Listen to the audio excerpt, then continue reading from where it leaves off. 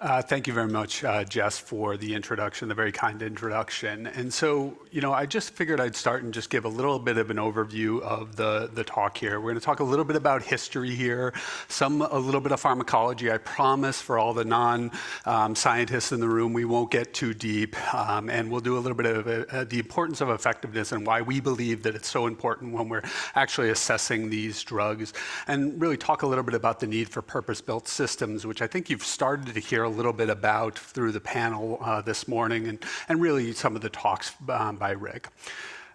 Really, first and foremost, I just need to thank our team. Again, a special thank you to Jess, who has done just so much work on the organization and the programming here. So thank you very much to all of our team back home and Jess. And I don't have Kerry on here because you get to see her in person as she presents some of the data a little bit later. So I think that many people probably realize this, and I was just actually speaking with Dr. Creamer about this just a moment ago, but really psychedelics are following a very similar path as many previously illicit drugs that are sort of used for therapeutic purposes as well. Really, there's a long history for advocacy for these new drugs in hopes that they're going to be more safe and more effective, right? And so I'm going to move around a little bit. I'm sorry if that's, hopefully the cameras are okay in doing this because frankly, I get a little bit too tight if I don't. So, when you sort of think about this, but back in the 1800s, you saw opium being developed for pain, and very rapidly we saw some, these opium dens and people utilizing this. And so they actually started to develop morphine and then heroin as the thoughts were these would be safer and more effective alternatives to opium. And then, of course, we saw the transition to oxycodone. So again, we saw this use for therapeutic purposes and then actually some adverse events and this transition into communities where there were problems. Similar story with ephedra. Methamphetamine was developed as a safer and more effective alternative, and actually methamphetamine was used by pilots during World War II. Pervitin was a drug developed by actually Germany during World War II. And I will tell you, actually, methamphetamine was given to the very first director of Rocky Mountain, Barry Rumack. During medical school, they actually gave the medical students little vials of methamphetamine because it was actually really effective at helping them to focus and study. And so Barry actually showed me his little vial of methamphetamine that was given to him as a medical student, right? And then you heard a little bit about dextroamphetamine and amphetamine combination this morning, and we're still seeing some, use and misuse of that particular drug, but it's still used for therapeutic purposes as well.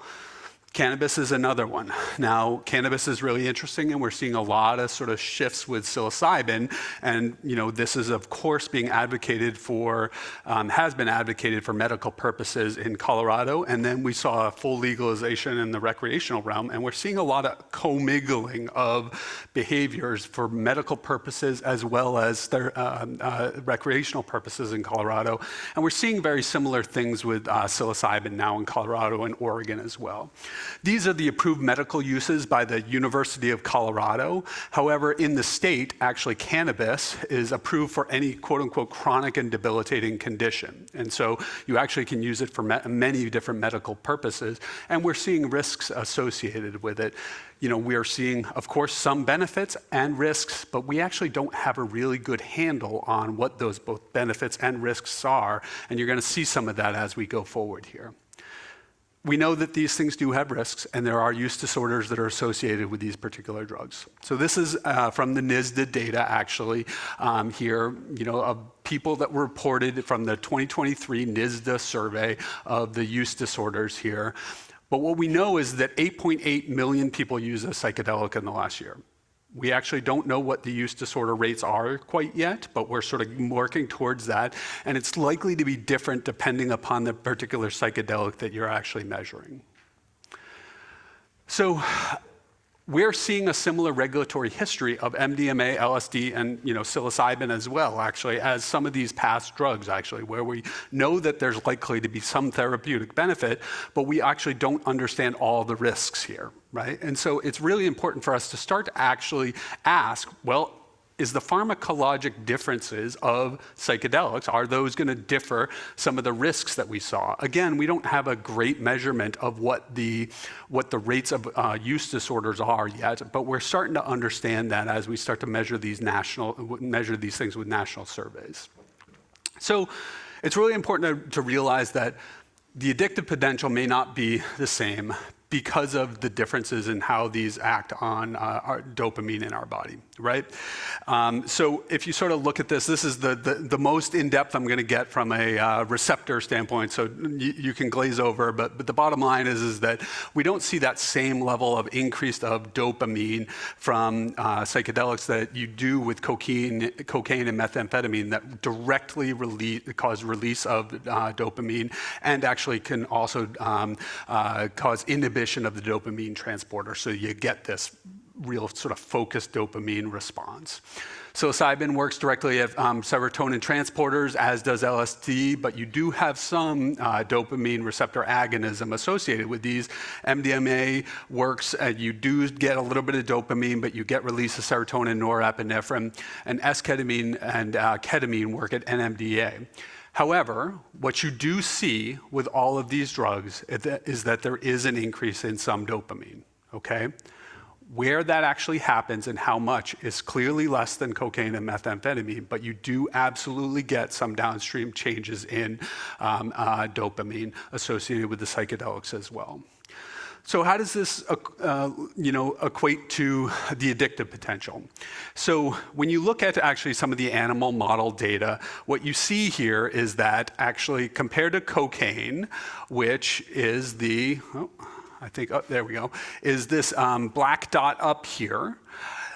When rhesus monkeys are actually given rising concentrations of MDMA, what you see is that actually there's a peak of the amount of self-administration. So meaning that the rhesus monkeys don't keep going back and giving themselves more and more with increasing doses. However, with cocaine, you see that these numbers are up around 50. With methamphetamine, you see that with increasing doses, you see actually the rhesus monkeys going back and actually giving themselves more and more methamphetamine. However, with methamphetamine, we do see that there are rises, but that actually peaks and then actually goes down as concentrations go forward. What this doesn't actually account for is the differences in use characteristics, right? Because what cocaine and methamphetamine, when they're used every day, right, that's not the way MDMA is actually administered. And so we should just kind of keep that administration difference in mind as well. But what we do see is a maximum amount. We see similar stuff with LSD, right? So again, you've got your cocaine sort of positive control here. And when you see LSD, actually what you see is that, as concentrations go up, you don't see a major increase in the amount of self-administration in people that are actually given LSD. Now again, this is not actually, we don't know what happens with microdosing, and when LSD is used for clinical trials, it's actually administered once and then 2 weeks later, right? So a lot different than what you're gonna see with cocaine and methamphetamine. But we do see that there is a little bit of increased administration, just not to the same effect as cocaine and methamphetamine. The other thing that we actually see is that there's a difference where this dopamine increase happens. So there's also an opposition of dopamine reward in the ventral striatal regions of the brain that is actually not seen with cocaine and methamphetamine. And the feeling here is that this opposition actually decreases this longer-term reward pathway, and so that you don't get this rise and this kind of self-administration that continues to happen. That's the end of the pathophysiology, so that we can kind of move beyond and actually kind of look at some more of the bigger picture data now. When you look at the MDMA administration, and this is from the pivotal trial with MDMA, in the Mitchell article, and essentially what you saw is that compared to placebo, which is in blue, when people got 1, 2, 3 sessions of placebo paired with psychotherapy, what you saw is that there was an increase of either response, loss of diagnosis, or remission in these. So this here is placebo. And what you see is this is probably the effect of psychotherapy, right? So psychotherapy alone works in about 50% of people. When you look back at MDMA, however, you get all the way up to 80% of people that actually have one of those three responses, either loss of diagnosis response or remission, right? So that's a 30% effect size. That's actually an enormous change, right?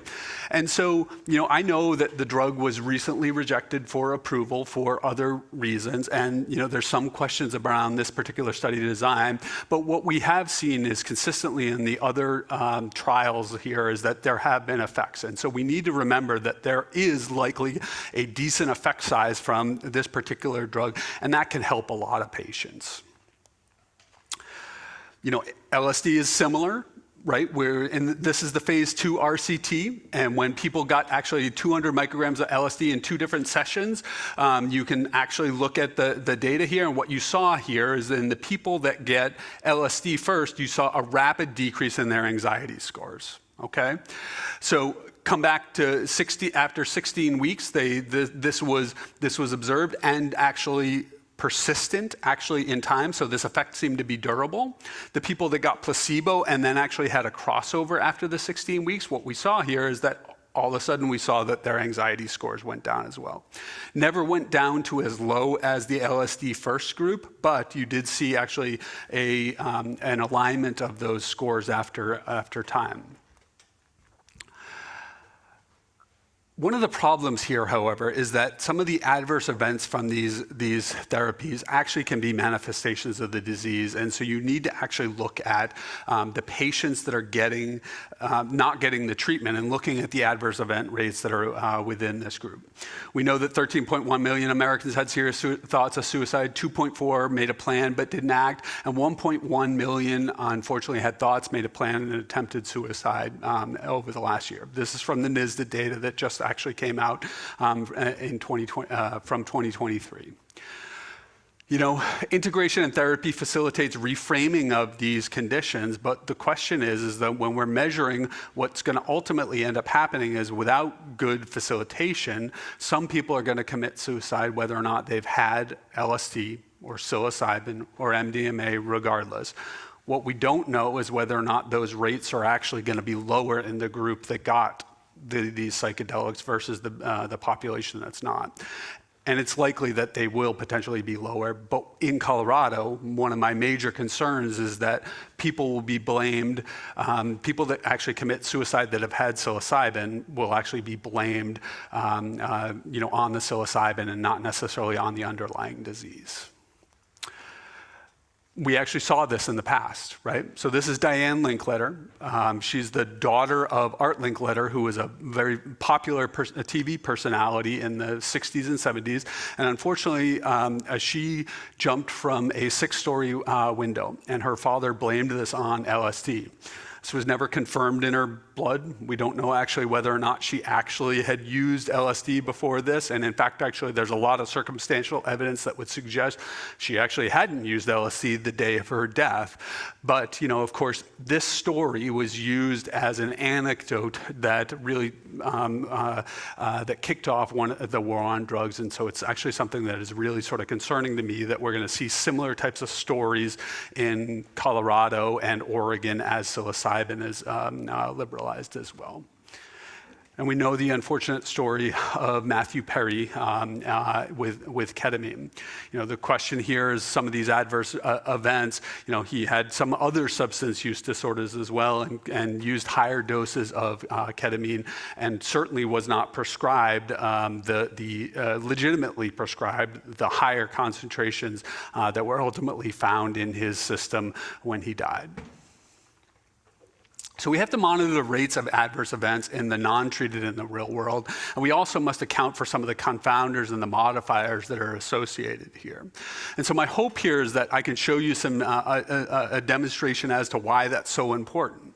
When we look at actually non-psychedelic use and their rates of substance use disorder in our NMUX survey, the DAS-10 here on the bottom is is the DAS-10 is actually a marker of substance use disorder. Much higher rates here, or numbers, are associated with substance use disorder. Number 3 and above is actually a marker of likely substance use disorder. And what you see is actually MDMA use, LSD, psilocybin use are actually they don't look like people have substance use disorder in our national survey, our NMURX survey, right? They're not quite as low as people that don't use any substance psychedelic. But actually, when you stratify this by their depression scores, what you see is actually that the people with much higher symptomatology of depression, this PHQ-9 score, much higher depression symptomatology is associated with much higher likely substance use disorder, right? So you actually have to start to stratify these data by what people's symptoms are in order to understand whether or not they truly actually have, a likelihood to develop substance use disorder as, or whether or not they have substance use disorder. We really actually can't fully understand safety without understanding effectiveness. And I think that this is really critical because what we saw with the opioid use disorders is that people ramped up their doses when they weren't getting the same pain control, right? Similarly with the psychedelics, we need to understand whether or not these drugs are working for people, to understand whether or not even some of the risks that are associated here are tolerable. Right? You need to understand effectiveness. We need to understand what is the rate of adverse events in the population between people that have effective treatment versus not. Whether or not the rate of those in the treated group is different than those in that are untreated. Whether or not these rates change over the course of treatment, because unfortunately what happens is that you may have actually changes in the effectiveness of a drug over time. So longitudinally, you need to follow people. And then you actually have to understand whether or not these rates of advance increase or decrease. We don't really have adequate systems to look at these different populations. And so the problem here is that when you look at hospital records don't do a good job at this at all. ICD tend to over-endorse people ICD codes tend to over-endorse illicit drug use.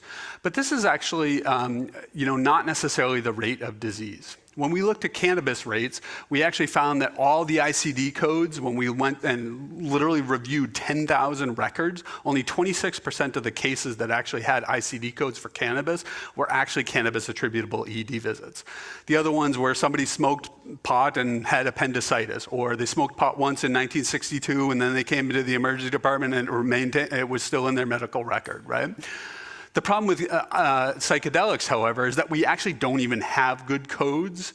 And so when we look at this, we know that when we looked at the NAMCES data set, which is actually almost 1 million cases of emergency department visits from 2015 to 2021, there were only 9 cases of psychedelics. Now, I myself have seen more patients in my own clinical practice at one hospital than over that entire 7 years. And I'm pretty good at coding my own because I care about the data that I put in, right? Because I've looked at these things, but I'll tell you what, I've seen more than 9 cases over that time period. And that's because there's just not good codes for this. And so it's important to realize that this may not be the best way to monitor for psychedelics in the community. And we don't have tests for it. Cannabis, we had tests for it, right? Like you get a urine test for it, but we don't have tests for psychedelics, and so you're going to find even fewer of these. You have to check for sensitivity. When we think about NPDS data, which is the National Poison Data System, unfortunately, what we're seeing is that there's actually a huge number of psychedelic mushrooms that are rising in the poison centers. This may not be realized, but we're seeing a fall in MDMA cases, but psychedelic mushrooms are actually increasing. But more people call the poison center when the cases increase. illicit brands are common. It doesn't actually specify between which of the illicits that you're going to have. So you're not going to see the difference between one chocolate versus the other in the Poison Center very well. Never mind an FDA-approved drug versus not. I'm going to move forward because we're starting to get tighter on time, but really you don't know as well the reasons why people are using the drugs. So, are they using it for medical reasons or are they using it for recreational purposes? And Dr. Rockhill is going to share some data from the Insight survey a little bit later that's going to really kind of get into this. Patient registries, are wonderful when they're pre-specified. However, if you actually unless you actually have an independent source of these data, then your data are likely going to be flawed, right? And so I have a real concern about the licensed companies, the licensed centers in Colorado actually collecting these data, because they're not going to tell you necessarily that patients are having adverse events, right? You really need to have an independent group managing these data. NISDA is a cornerstone of surveillance, but what NISDA is not going to do for us is they're not going to actually look at the differences in local policy. It's not going to parse psilocybin from other psychedelics, or it hasn't traditionally. Now it seems like it will in the future, but it doesn't really identify the reasons for use, and it certainly isn't designed to look at product safety. And so that's what we try to do actually as a difference, is really look at different products, the reasons for use. So are you using for a medical purpose or not? And what's the rate of adverse drug events associated with these? FAERS is wonderful as well, but FAERS really works best for approved pharmaceuticals, and that's that. And it certainly isn't going to capture the drug that is diverted, because people aren't going to call a national data system, for a diverted drug. So real-world programs, real-world evidence programs really need to be purpose-built, and this is in FDA guidance as well. But it's really important for us to realize you actually have to design the question, systems to detect these things. As Rick has said, the results are going to be the results regardless, and then you have to iterate on them. This is just brief cross-sectional data that demonstrates lower depression scores in psychedelic users compared to some of the other substances. And so the point here is that you have to actually have a way to take the data that you're looking at in the particular population and apply it to other pertinent use categories and pertinent drug use, people that use drugs as well. Otherwise, you're going to lose the perspective of, okay, well, how does psychedelic use compare to cannabis compared to illicit drug use, other illicit drugs?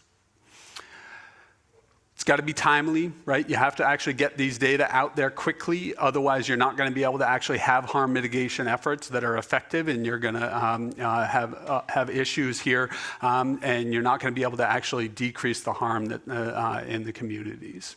You have to use validated tools, right? You can't just ask somebody, oh, well, did you feel better? No, you actually have to have symptoms here. This is one of these figures that really demonstrates this. When we actually do stratification with PHQ-9, again, a score for depression, what we see is that actually people that have really low scores, you would imagine, don't have diagnosis of depression. When you start to come up with much higher scores, you only have actually 35% of people that actually have a self-reported lifetime diagnosis of depression. So you can't just ask people whether or not they had a diagnosis, right? Because actually, even amongst them, you're going to see that there's a whole lot of people that actually have very high symptomatology scores. So a general drug use survey can help us give some detailed patterns of use, but it can't actually give you the longitudinal trajectories of use, which is why we developed this Healing Center program, that we have actually centers across the country and where we capture, longitudinal data from patients that are in treatment. And so what these patients are telling us now is that there's a lot of comorbid disease in these populations. And inherently, what ultimately ends up happening is that when we follow patients, now we're able to see what their trajectories are over the year. We've had actually the first few of our patients actually hit the 90-day mark here, and now we're following people over a long period of time, and we can look at their depression scores. We can look at their anxiety scores for the drugs that they've used and the conditions that they've used. And we're capturing these data across the country. Poison center data is a wonderful thing to capture recreational drug use, okay? Really, celebratory reasons are the reason why people call it a poison center. We don't tend to get a lot of the medical use. However, when we actually look at these, we do expect to see these healthcare facility and state licensed facility administration of the data increase very rapidly over the next couple of years. But we actually had to add additional questions to our poison center that are not captured in typical poison center data. This is not the data that you're going to get from the National Poison Data Set. These are augmented questions that we're putting in for Colorado, and we hope soon in Oregon with our partners there. It allows us to do a little bit more work on some of the reasons and how patients are utilizing and the reasons why, but I won't get into that too much. And so I'm just going to leave you with a very small thumbnail of our Insight data, and Dr. Rockhill will actually talk about this quite a bit more. But the deal is that actually we can get much more depth of knowledge actually by asking specific questions and focusing on the population of people that use these drugs. And so we can also get patient perspective as well. In addition to the symptomatology scores, we can understand, well, okay, did people feel that their physical symptoms actually improved? And right now, when we actually look at the physical symptoms, mental health symptoms, and experience growth, we're only seeing that about 50% of people that have actually used these drugs actually feel that their health has improved with these. You know, I have not stratified this by the people that actually are using for mental health purposes versus not, but we have those data actually as well, and we can do those sub-stratifications. Dr. Rockhill will be able to get into some of that a little bit later.